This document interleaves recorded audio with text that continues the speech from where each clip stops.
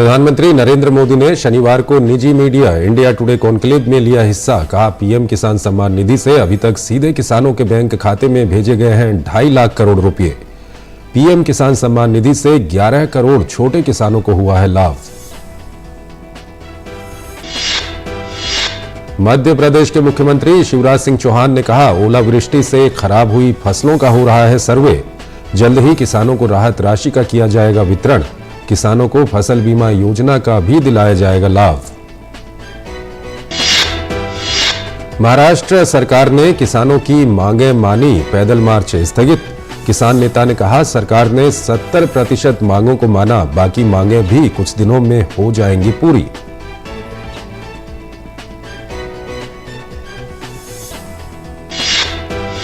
तेलंगाना के जनगांव में शनिवार को किसानों के लिए कानूनी सहायता क्लिनिक का किया गया उद्घाटन।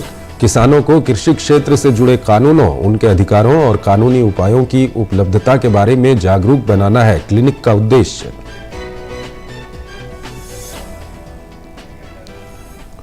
नमस्कार, किसान समाचार में आपका स्वागत है। मैं हूं चंद्रशेखर जोशी और आइए अब खबरों को विस्तार से देखते हैं। प्रधानमंत्री नरेंद्र मोदी ने शनिवार को इंडिया टुडे कॉन्क्लेव को संबोधित किया। उन्होंने कहा कि आज पूरी दुनिया भारत को लेकर विश्वास से भरी हुई है। पीएम ने कहा कि पीएम किसान सम्मान निधि से अभी तक लगभग 2.5 लाख करोड़ रुपए सीधे किसानों के बैंक खाते में भेजे गए हैं। इसका लाभ देश के उन 11 करोड़ छोटे किसानों को हुआ है जिन्हें पहले कोई पूछता नहीं था। ऐसे कितने ही साइलेंट रिवॉल्यूशन आज भारत में हो रहे हैं और यही इंडिया मूवमेंट का आधार बन रहा है। एक और उदाहरण किसानों को मिलने वाली मदद का भी है। पहले चुनाव को देखते हुए किसानों को कर्ज माफी की घोषणाएं होती थी, लेकिन करोड़ों किसानों के पास बैंक खाते ही नहीं थे। वे तो और स्रोतों से कर्ज लिया करते थे, उन्हें तो कर्ज माफी का कोई लाभ ही नहीं मिलता था। हमने इस परिस्थिति को भी बदला। पीएम किसान सम्मान निधि से अभी तक लगभग 2.5 लाख करोड़ रुपए सीधे किसानों के बैंक खाते में भेजा गया है। इसका लाभ देश के उन 11 करोड़ छोटे किसानों को हुआ है जिन्हें पहले कोई पूछता नहीं था। पीएम मोदी ने कहा कि पिछले 2-2.5 साल से भारत में पीएम स्वामित्व योजना चल रही है। टेक्नोलॉजी का भरपूर उपयोग हो रहा है। भारत के गांवों में ड्रोन टेक्नोलॉजी की मदद से जमीन की मैपिंग की जा रही है।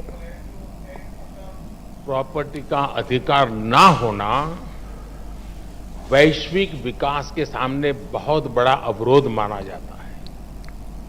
दुनिया के अनेक विकसित देश भी इस चुनौती से जूझ रहे हैं, लेकिन आज का भारत इसमें भी लीड ले रहा है।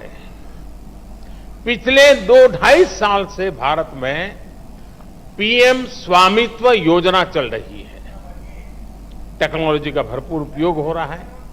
भारत के गांवों में ड्रोन टेक्नोलॉजी की मदद से जमीन की मैपिंग की जा रही है। अब तक भारत के 2,34,000 गांवों में ड्रोन सर्वे पूरा किया जा चुका है। 1 करोड़ 22 लाख प्रॉपर्टी कार्ड दिए भी जा चुके हैं। इस पूरी प्रक्रिया का एक और लाभ हुआ है।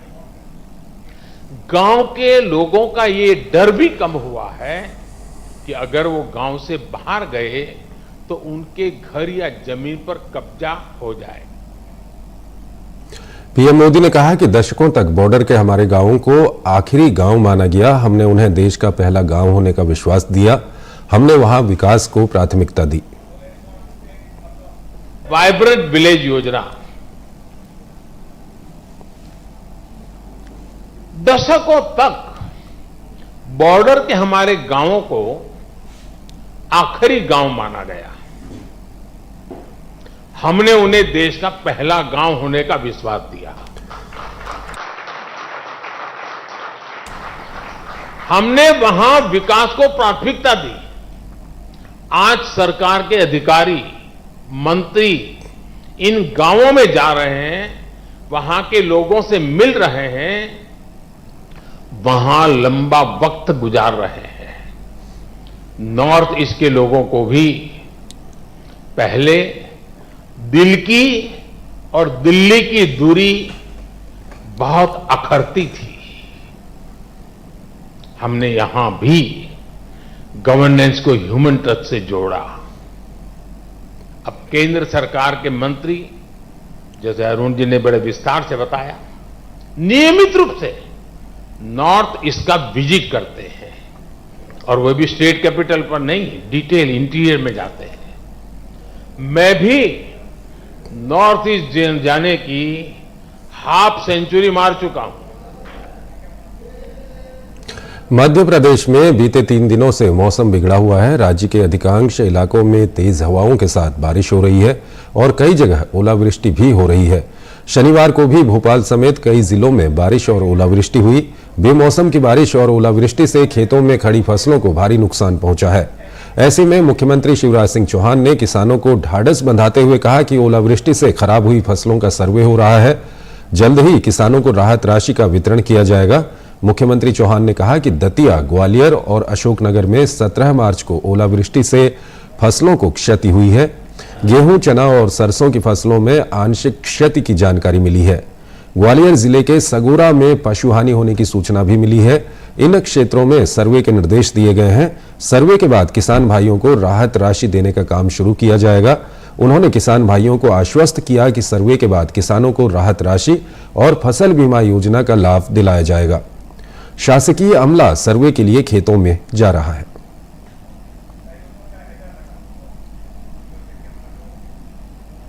राजधानी दिल्ली और एनसीआर में झमाझम बारिश और ओलों के साथ मौसम में तब्दीली हुई है। हालांकि इससे किसानों को बड़ा नुकसान हो रहा है। मध्य प्रदेश में 20 मार्च तक बेमौसम बारिश होने और कई जगहों पर ओले गिरने की चेतावनी है। राजस्थान, छत्तीसगढ़ के कई हिस्सों में आंधी और बारिश के साथ ओले भी गिरे हैं। पूर्वी राजस्थान, उत्तराखंड के लिए ऑरेंज अलर्ट जारी किया गया है। राष्ट्रीय राजधानी समेत कई राज्यों में अचानक मौसम ने करवट बदली है। दिल्ली, एनसीआर, उत्तर प्रदेश, राजस्थान, छत्तीसगढ़ समेत कई राज्यों में हल्की बारिश हुई है, जबकि दिल्ली एनसीआर में ओले भी गिरे हैं। संभावना है कि दिल्ली एनसीआर में अगले 2 दिनों तक ऐसी ही स्थिति बनी रहेगी। साथ ही कई स्थानों पर तापमान 30 डिग्री से कम पहुंच जाएगा। मौसम विभाग के मुताबिक 21 मार्च से मौसम साफ होने लगेगा और एक बार फिर गर्मी का असर दिखना शुरू हो जाएगा। बिहार के 26 जिलों में बारिश का ऑरेंज अलर्ट जारी किया गया है। उत्तर प्रदेश के 33 जिलों में बारिश के साथ ओले गिरने का अलर्ट जारी किया गया है। मध्य प्रदेश में 20 मार्च तक बेमौसम बारिश होने और कई जगहों पर ओले गिरने की चेतावनी है। फरवरी से मार्च में जो मेजर चेंज हुआ है, काफी वेस्टर्न डिस्टर्बेंसेस इंडिया के ऊपर से निकली है। इसी कारण से आप देखे होंगे कल जैसे हमने ऑरेंज अलर्ट दिया था, देश के कई हिस्सों से आपको हेल का रिपोर्ट्स आ रहे हैं, डेथ्स हुए हैं लाइटनिंग से। ये इतना ज्यादा थंडरस्टॉर्म एक्टिविटी होता है जब अपर लेवल और लोअर लेवल दोनों में इंटरेक्शन स्ट्रांग होती है। वहीं राजस्थान, छत्तीसगढ़ के कई हिस्सों में आंधी और बारिश के साथ ओले भी गिरे हैं। उदयपुर में बारिश के साथ ओले गिरे। राजधानी जयपुर में 7 साल बाद मार्च में इतनी तेज बारिश देखने को मिली। मौसम केंद्र जयपुर के विशेषज्ञों के मुताबिक बारिश, ओलावृष्टि आज और कल भी प्रदेश के कई हिस्सों में हो सकती है। वहीं छत्तीसगढ़ के रायपुर में अचानक मौसम का मिजाज बदलने से बारिश हुई है। मौसम 20 मार्च तक ऐसा ही बना रहेगा। मौसम विभाग ने राज्य के कई इलाकों के लिए ऑरेंज और येलो अलर्ट जारी किया है। इंड्यूस्ड साइक्लोनिक सर्कुलेशन है वो राजस्थान के ऊपर बना है और ये दोनों के कंबाइंड इफेक्ट के कारण से बंगाल की खाड़ी से प्रचुर मात्रा में नमी है प्रदेश में आ रही है। साथ ही एक द्रोणिका है जो कर्नाटक से लेकर के झारखंड तक उत्तर छत्तीसगढ़ होते हुए गया है, जिसके कारण से प्रदेश में आज कुछ स्थानों पर हल्की से मध्यम वर्षा की स्थिति निर्मित हुई है। मौसम के अचानक करवट लेने से किसानों को खासी चिंता सता रही है। रबी की फसल तैयार है और कटाई से पहले बारिश और ओले फसल के लिए नुकसानदायक हैं।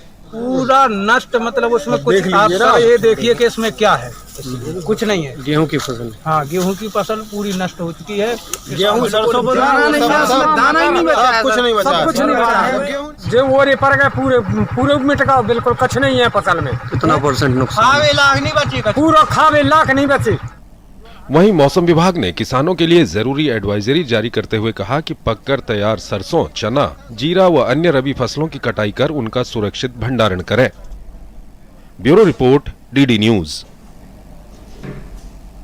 महाराष्ट्र सरकार ने किसानों की मांगों को मान लिया है। इसके बाद किसानों ने शनिवार को नासिक से मुंबई पैदल लॉन्ग मार्च को स्थगित कर दिया।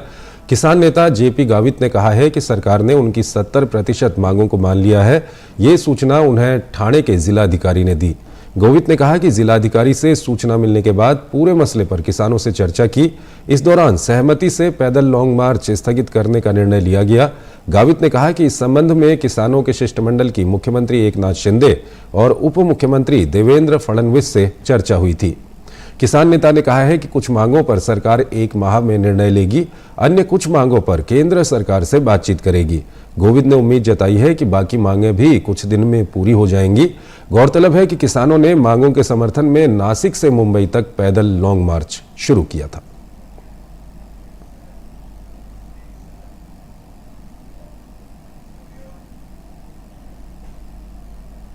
तेलंगाना के जनगांव जिले में शनिवार को किसानों के लिए कानूनी सहायता क्लिनिक का उद्घाटन किया गया। इस अवसर पर उच्चतम न्यायालय के न्यायाधीश न्यायमूर्ति वी रामा सुब्रमण्यम और तेलंगाना उच्च न्यायालय के न्यायाधीश भी मौजूद थे। इस क्लिनिक की शुरुआत तेलंगाना विधिक सेवा प्राधिकरण ने नालसर विधि विश्वविद्यालय से तकनीकी सहायता और गैर सरकारी संगठन legal empowerment and assistant for farmer society के साथ मिलकर किया है। क्लिनिक का उद्देश्य किसानों को कृषि क्षेत्र से जुड़े कानूनों, कृषि कल्याण योजनाओं, उनके अधिकारों, जिम्मेदारियों और कानूनी उपायों की उपलब्धता के बारे में जागरूक बनाना है। इस क्लिनिक का संचालन कानूनी सेवा देने वाली संस्थाओं के प्रशिक्षित पैरालीगल स्वयंसेवी करेंगे।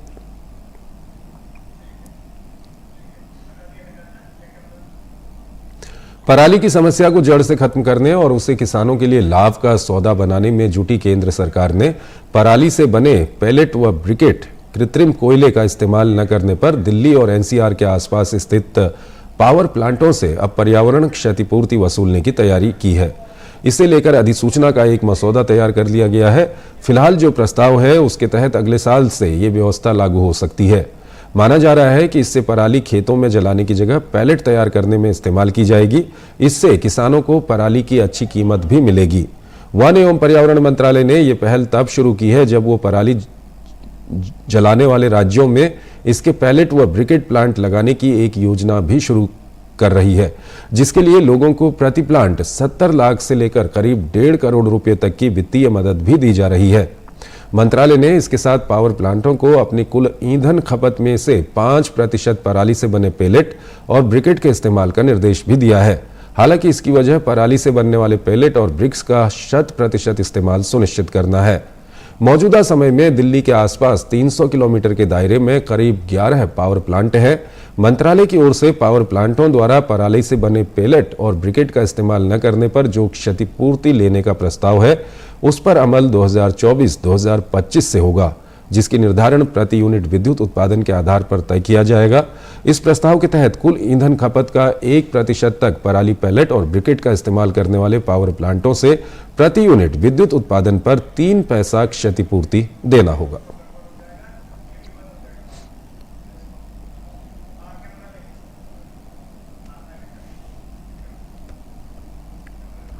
तमिलनाडु के मदुरई सेंट्रल जेल में तरबूज की खेती चर्चा का विषय बनी हुई है। सेंट्रल जेल के कैदियों द्वारा उगाए गए तरबूजों को बड़ी मात्रा में बाजार में बेचा जा रहा है। खास बात यह है कि ये तरबूज पूरी तरह से रसायन मुक्त हैं, जिन्हें केवल पंचगव्य और जीवामृतम जैसे जैविक उर्वरकों का उपयोग करके उगाया जाता है।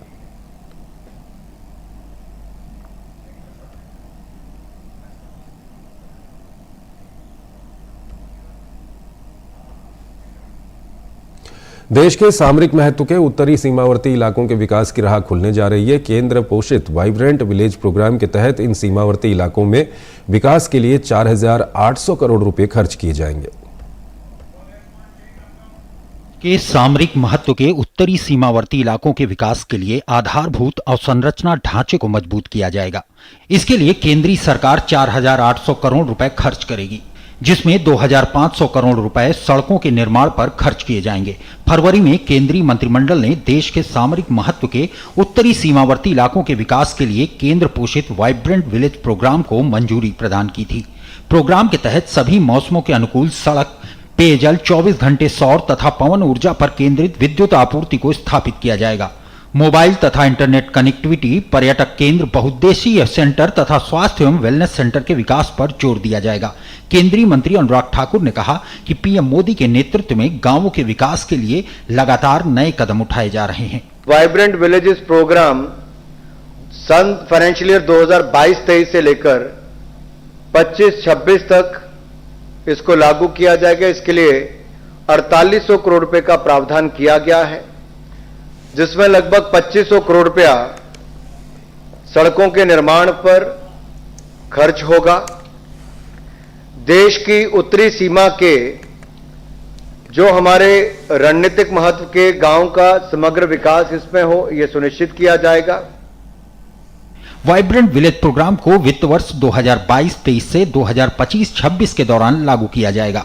इस कार्यक्रम से 4 राज्यों एवं 1 केंद्र शासित प्रदेश के 19 जिलों और 46 सीमावर्ती ब्लॉकों में रहने वाले लोगों के लिए आजीविका और गुणवत्तापूर्ण जीवन के अवसर प्राप्त हो सकेंगे। इससे समावेशी विकास हासिल करने तथा सीमावर्ती क्षेत्रों में जनसंख्या को बनाए रखने में भी मदद मिलेगी। कार्यक्रम के पहले चरण में 663 गांवों को शामिल किया गया है। योजना का उद्देश्य उत्तरी सीमा के सीमावर्ती गांवों में स्थानीय, प्राकृतिक और अन्य संसाधनों के आधार पर आर्थिक प्रेरकों की पहचान और विकास करना तथा सामाजिक उद्यमिता प्रोत्साहन, कौशल विकास तथा उद्यमिता के माध्यम से युवाओं और महिलाओं को सशक्त बनाना है। वाइब्रेंट विलेज प्रोग्राम का उद्देश्य इन इलाकों में विकास केंद्र विकसित करना, स्थानीय संस्कृति, पारंपरिक ज्ञान और विरासत को प्रोत्साहन देकर पर्यटन क्षमता को मजबूत करना है।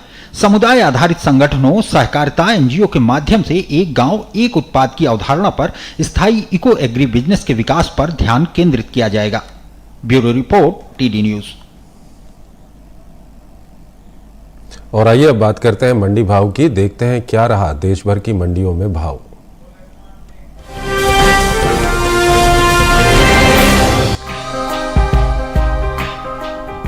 कृषि उपज मंडियों में इन दिनों गेहूं की आवक सामान्य बनी हुई है। भाव पर नजर डालें तो धोराजी और लखीमपुर मंडी में गेहूं के सौदे मजबूती के साथ हुए, वहीं शिमोगा और जलगांव मंडी में गेहूं के सौदे स्थिर भाव पर हुए। एग्वाक नेट के मुताबिक गुजरात की धोराजी मंडी में 17 मार्च को गेहूं का भाव रहा 2170 रुपए। 18 मार्च को इसके भाव में 30 रुपए की तेजी आई और भाव 2200 रुपए प्रति क्विंटल हो गया। कर्नाटक की शिमोगा मंडी में इस दौरान गेहूं का कारोबार स्थिर भाव पर हुआ। यहां 17 मार्च को इसका भाव रहा 3700 रुपए, जो कि 18 मार्च को बिना किसी फेरबदल के 3700 रुपए पर बरकरार रहा। इसी तरह महाराष्ट्र की जलगांव मंडी में भी स्थिर भाव का सिलसिला जारी रहा। यहां दोनों दिन यानी 17 और 18 मार्च को गेहूं 2150 रुपए पर बिकी। उत्तर प्रदेश की लखीमपुर मंडी में गेहूं की खरीद मजबूती के साथ हुई। यहाँ 17 मार्च को गेहूं का भाव रहा 2220 रुपए, जो कि 18 मार्च को 20 रुपए चढ़कर 2240 रुपए पर पहुंच गया। गेहूं की उपज की बात करें तो इस साल देश में घरेलू स्तर पर गेहूं की पैदावार रिकॉर्ड स्तर पर जा सकती है, जिसका असर गेहूं के बाजार भाव पर पड़ता दिख सकता है।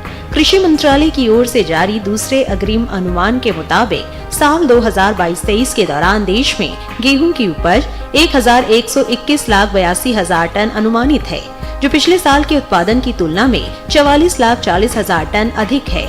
जबकि बीते साल इस दौरान देश में गेहूं की पैदावार 1,77,42,000 टन रही थी।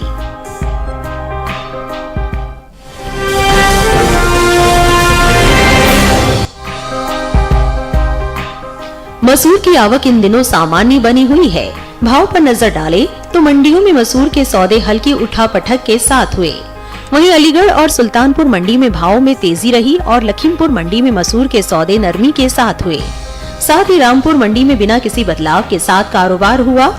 एग्वाक नेट के मुताबिक उत्तर प्रदेश की अलीगढ़ मंडी में 17 मार्च को मसूर का भाव रहा 7,230 रुपए, जो कि 18 मार्च को 10 रुपए बढ़कर 7,240 रुपए हो गया।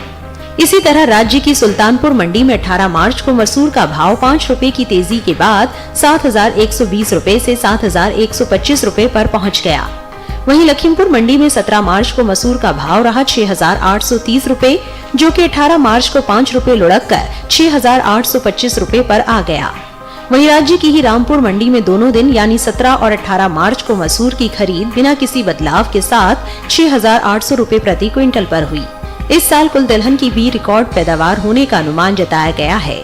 कृषि मंत्रालय के दूसरे अग्रिम अनुमान के मुताबिक देश में साल 2022-23 के दौरान कुल दलहन की पैदावार 278,10,000 टन होने की उम्मीद है, जो पिछले साल के 273,02,000 टन उत्पादन की तुलना में 5,08,000 टन और विगत 5 वर्षों के औसत दलहन उत्पादन की तुलना में 31,54,000 टन अधिक है। प्रोटीन से भरपूर दालों के निर्यात की बात करें तो भारत से होने वाले दालों के निर्यात में इस साल खासी बढ़ोतरी देखने को मिली है। दलहन के निर्यात में चालू वित्त वर्ष के पहले 9 महीनों के दौरान पिछले वित्त वर्ष की समान अवधि की तुलना में 90.49% की बढ़ोतरी देखी गई है। इपिडा के मुताबिक साल 2022-23 में अप्रैल से दिसंबर महीने के दौरान कुल दलहन का निर्यात 5 लाख टन के पार पहुंच गया है, जबकि साल 2021-22 के दौरान दलहन का कुल निर्यात 2,60,317 टन का हुआ था। यानी इस साल कुल दलहन के निर्यात में 2,40,184 टन की बढ़ोतरी दर्ज की गई है।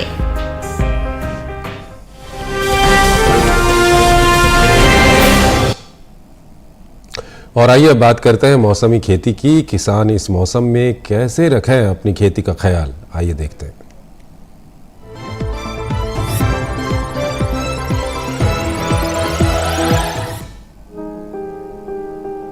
गुजरात में किसान टमाटर की समय समय पर सिंचाई करते रहें, साथ ही टमाटर की पकी फसल की कटाई भी कर ले। अगर टमाटर में प्ररोर भेदक कीट दिखाई दे तो इससे बचाव के लिए खेतों में फेरोमोन ट्रैप लगाएं। गुजरात में लौकी की लंबी और गोल दोनों किस्मों में खरपतवार नियंत्रण के उपाय करें। साथ ही समय समय पर इनकी सिंचाई करते रहें और साथ ही यहाँ के किसान लौकी की पकी पौध की तुड़ाई कर ले। गुजरात में शकरकंद की पकी फसल की खुदाई कर ले। गुजरात में चीकू की पौध में यूरिया की दूसरी खुराक डाले। साथ ही साथ इसमें साफ मौसम में गोबर की खाद भी डाले। चीकू में बड बोरर और चीकू कीट को नियंत्रित करने के लिए पानी में प्रोफेनोफॉस और साइपरमेथ्रिन 7 का घोल मिलाकर छिड़के। गुजरात में टमाटर, बैंगन और भिंडी में खरपतवार के नियंत्रण के उपाय कर ले। गुजरात में काजू को चाय मच्छर बग से बचाने के लिए जरूरी दवाओं का स्प्रे करे। यहाँ स्ट्रॉबेरी की अच्छी पैदावार के लिए किसान 30 दिन के अंतराल पर स्ट्रॉबेरी के खेतों या फिर नर्सरी में जैविक खाद डालते रहे। साथ ही समय समय पर इनके खेतों की सिंचाई करते रहे।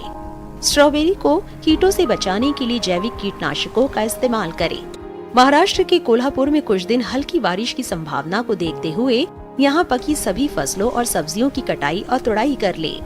साथ ही यहाँ के किसान गेहूं और काबुली चने की काटी गई उपज को सुरक्षित स्थानों पर रख ले। महाराष्ट्र में टमाटर और आम के नए लगाए गए पौधों को यांत्रिक सहायता प्रदान करे। महाराष्ट्र के नागपुर में ग्रीष्मकालीन मूंगफली में पत्ती मोड़क और इल्ली को नियंत्रित करने के लिए जरूरी दवाओं का छिड़काव करें।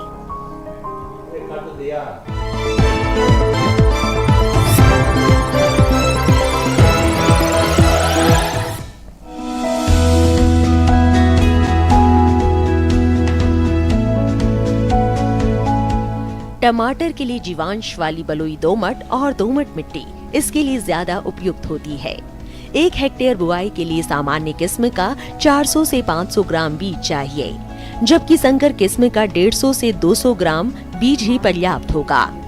जिन किसानों की पौध तैयार हो गई है वो अब इसकी रुपाई कर ले। रुपाई के लिए खेत को अच्छी तरह जोतकर मिट्टी को भुरभुरा बना ले और क्यारियां तैयार कर ले। हर क्यारी 0.75 मीटर चौड़ी और जरूरत के हिसाब से 5 से 10 मीटर लंबी हो सकती है। ध्यान रहे कि सीमित बढ़वार वाली फसल के लिए कतार से कतार के बीच की दूरी 60 सेंटीमीटर और पौध से पौध की दूरी 45 सेंटीमीटर होनी चाहिए, जबकि असीमित बढ़वार वाली फसलों में कतार से कतार की दूरी 75 सेंटीमीटर और पौध से पौध के बीच की दूरी 50 सेंटीमीटर होनी चाहिए। रुपाई दोपहर बाद करना ज्यादा बेहतर रहेगा।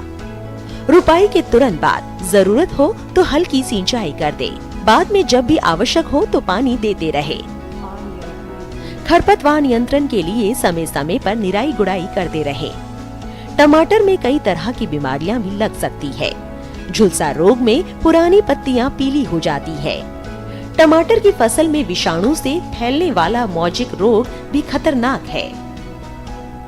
इसमें पत्तियां सिकुड़ जाती हैं और पौधों की बढ़वार रुक जाती है। रोकथाम के लिए सिकुड़ी पत्तियों को उखाड़कर जला दे। टमाटर में पत्ती, तना और फल भेदक कीट लगते हैं। इससे ग्रसित पत्तियां गिर जाती हैं। रोकथाम के लिए विशेषज्ञों की सलाह पर उचित दवाओं का छिड़काव करें।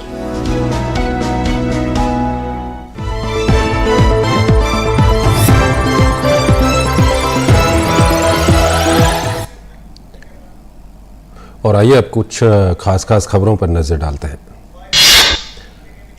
दिल्ली के उपराज्यपाल विनय कुमार सक्सेना ने दिल्ली के नीदरलैंड दूतावास से G20 cycling for life cyclothon rally को झंडी दिखाकर रवाना किया। गर्मियों के मौसम में बेजुबान पशु पक्षियों की प्यास बुझाने के लिए गुजरात के अमरेली में वन विभाग ने एक सार्थक पहल की है। वन विभाग द्वारा पशुओं के लिए पानी की व्यवस्था की जा रही है। राजधानी दिल्ली में कोरोना संक्रमण के मामले एक बार फिर बढ़ रहे हैं। दिल्ली में कोरोना के 58 नए मामले सामने आए। कोरोना संक्रमण दर 3.52% दर्ज की गई। 16 मरीज अस्पताल में भर्ती हैं। हालांकि कोरोना से अभी तक कोई मौत नहीं हुई है।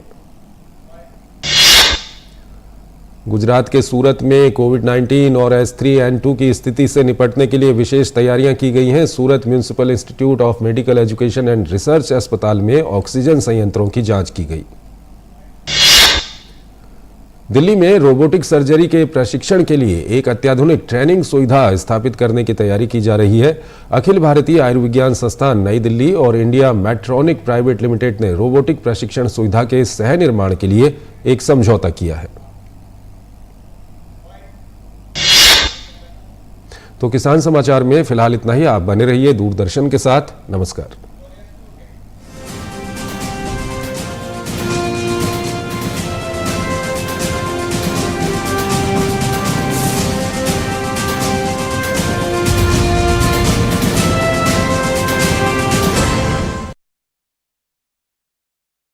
दिन भर की सुर्खियों से